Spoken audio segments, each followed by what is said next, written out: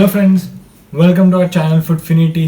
मैं हूं आगम दोषी और आज हम बात करेंगे मैनचेस्टर सिटी के फाइनेंशियल फेयर प्ले ब्रीचेस के बारे में और उनकी हिस्ट्री यूएफए के साथ। तो बात शुरू होती है 2008 से, जब शेख मंसूर ने टेक ओवर किया मैनचेस्टर सिटी को, और वो आए बहुत ही एम्बिशियस प्रोजेक्ट के साथ, and he is a very rich man. So during 2008 Manchester city already hundreds of millions of losses में चल रही थी।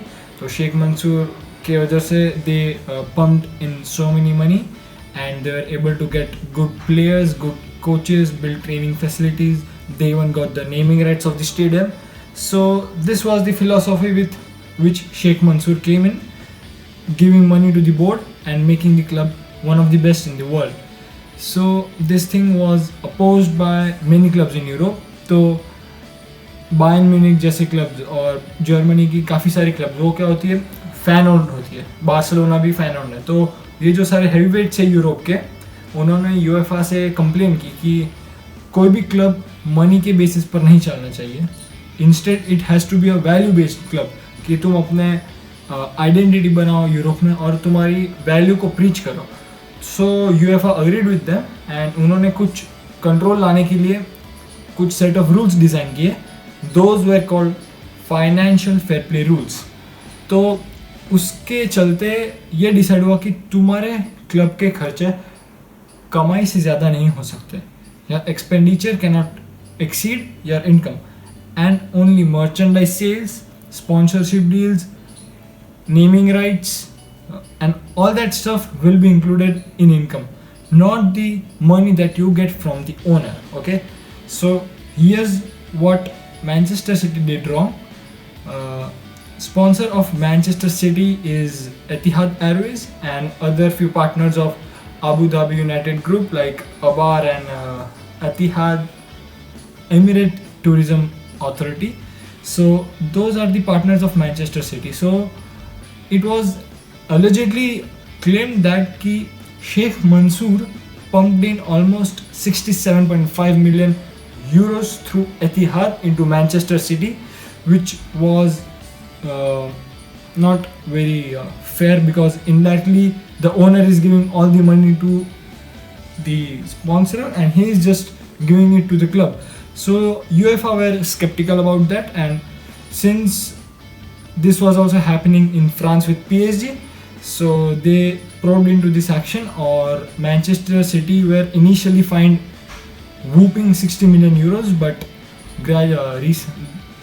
then it was reduced to 20 million euros, but with restriction on squad size for UEFA competitions, which was restricted to only 21. This was their punishment in year 2014. But now अभी recently 2018 में football leagues हुए थे, जिसके चलते German magazine डर स्पाइगल, उसका भी थोड़ा हाथ था इसमें, कि इस फुटबॉल लीग्स के वक्त ये पता चला कि मैनचेस्टर सिटी ने और भी ज़्यादा ब्रीचेस किए हैं। जैसे उन्होंने 2012 में जब रॉबर्टो मांचिनी को सैक किया, जब उसका क्लॉज टर्मिनेट किया, सो उनको तब they had to pay him some amount, जिसके वजह से the club went into debt. और फाइनेंशियल फेयर प्ले रूल्स के चलते वक्त ये बोला गया है कि your club can not operate while it is in debt. So to avoid that problem, what Manchester City thought was, तो मैं ये दिखा दूंगा कि बुक्स बैलेंस करते हैं, वरना कोर्ट कचहरी के धक्के वगैरह होंगे। तो क्योंकि मैं डेट में चल रहा हूँ, तो मैंने सोचा कि मैं अपने पार्टनर्स और स्पॉन्सर्स से अगले सीज़न के पैसे इस सीज़न ले लेता हूँ। तो ये किया मैनचेस्टर सिटी ने। They pumped in almost 15 to 16 million euros through their partners and they falsified the dates of transaction. तो यूएफए को ये लीक्स मिली अभी 2000 at the end of 2018. So when they investigated into this case, then Manchester City defended by saying that कि first of all these all things were coming from a leak, so उसकी credibility यहीं पे question में आ जाती है. But at the same time Manchester City did not deny the authenticity कि ये चीज़ गलत, ये इन्फॉर्मेशन गलत है कि सही, उन्होंने कुछ उस पर वर्डिक्ट नहीं दिया. तो UEFA का केस चलता रहा, but and UEFA found them guilty. They banned them from UCL for 2 seasons, which is a huge for an owner who is coming with such an ambitious project. सो ये उनको धक्का लगा, और प्लस 40 मिलियन का fine, ये भी कम नहीं है।